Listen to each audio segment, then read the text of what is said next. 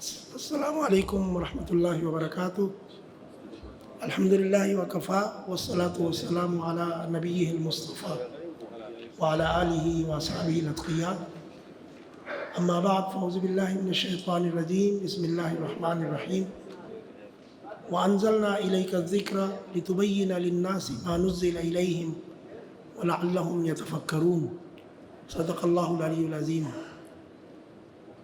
دور تفسیر کے اختتام پہ اس بابرکت تقریب میں اس کے صدر نشینان مجلس، جن میں ہمارے مہمان خاص حضرت مولانا ڈاکٹر عطاء الرحمن صاحب جو آج ہی سفر کر کے تشریف لائے ہیں، اور شعبہ دعوت و تربیت کے ناظم محترم جناب حافظ سیف الرحمن صاحب، اور ان کے معاونین جناب محترم قاری فضل اکبر صاحب، مولانا ایاز عمر صاحب اور ڈاکٹر عنایت الرحمن صاحب، دیگر یہاں پہ تشریف فرما مولانا تقویم الحق صاحب اور حافظ نصر الدین صاحب، اور یہاں میرے سامنے یہاں تشریف فرما معززین اس دورے کے شرکاء، اہل شہر۔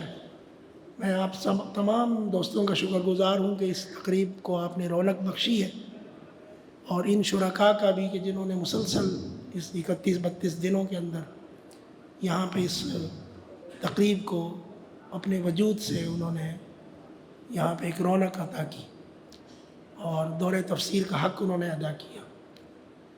یہاں بزرگوں نے بہت اچھی گفتگو کی ہے اور بہت ساری نصیحتیں انہوں نے ہمیں کی ہیں۔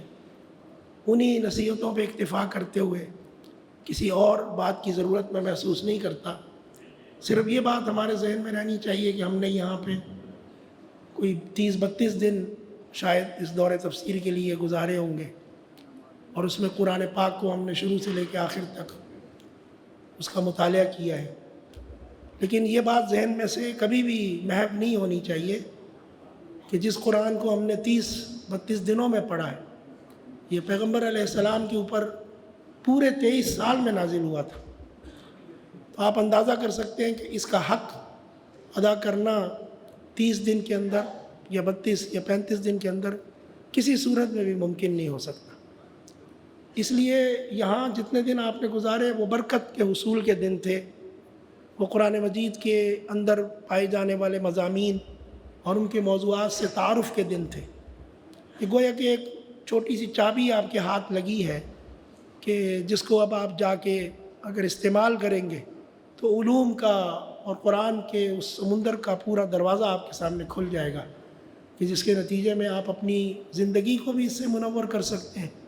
اس قرآن کے اندر جو عملی جہتیں ہیں جس کی طرف یہاں توجہ دلائی گئی، ان جہتوں کو ہم اپنی زندگی کا کیسے حصہ بنا سکتے ہیں، اپنے معاشرے کو اس سے کس طرح سے ہم رنگ بنا سکتے ہیں، اور کیسے ہم اس فریضے کو ادا کر سکتے ہیں کہ جو اس قرآن کے ذریعے اللہ رب العزت نے ہم سب کے اوپر بحیثیت ایک مومن اور بحیثیت ایک مسلمان ہم پہ عائد کیا ہے، اور ہم اس کے مسئول ہیں، اور روز قیامت اللہ رب العزت ہم سے پوچھے گا۔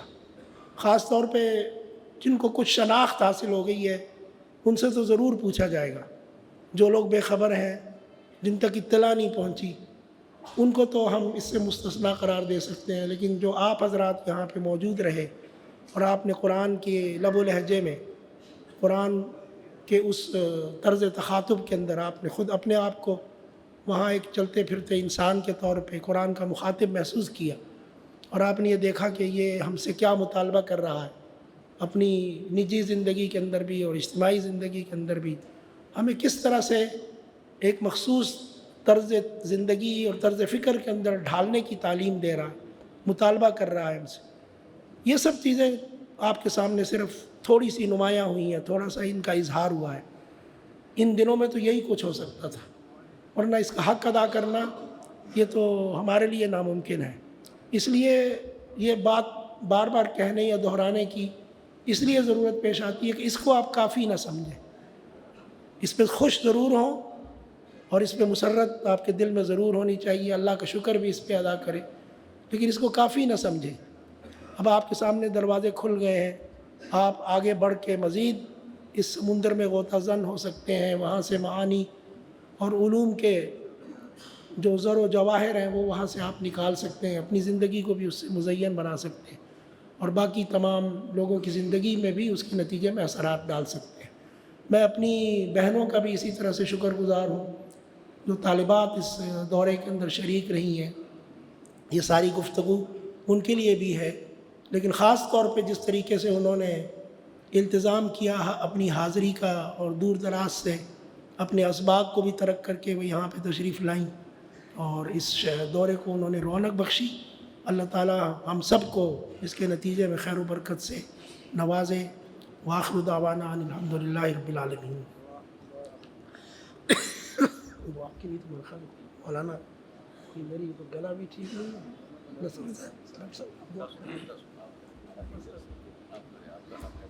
اللهم صل على محمد وعلى آل محمد كما صليت على إبراهيم وعلى آل إبراهيم إنك حميد مجيد. اللهم وفقنا لطاعتك وطاعة حبيبك محمد صلى الله عليه وسلم. اللهم اشرح صدورنا بالقرآن واهدنا إلى صراطك المستقيم. اللهم وفقنا أن نجعل القرآن ربيع قلوبنا ونور أعيننا يا رب العالمين. اللهم افتح صدورنا واشرح قلوبنا يا رب. اللهم وفقنا لطاعتك وطاعة حبيبك محمد صلى الله عليه وسلم. اللهم نسألك من كل ما سألك منه نبيك محمد صلى الله عليه وسلم، ونعوذ بك من كل ما استعاذك منه نبيك وحبيبك محمد صلى الله عليه وسلم. اللهم ربنا آتنا في الدنيا حسنة وفي الآخرة حسنة وقنا عذاب النار. اللهم بارك لنا في مساعينا وجهودنا وفي أوقاتنا يا إله العالمين، إنك أنت أرحم الراحمين. اللهم اشف مرضانا ومرضى المسلمين.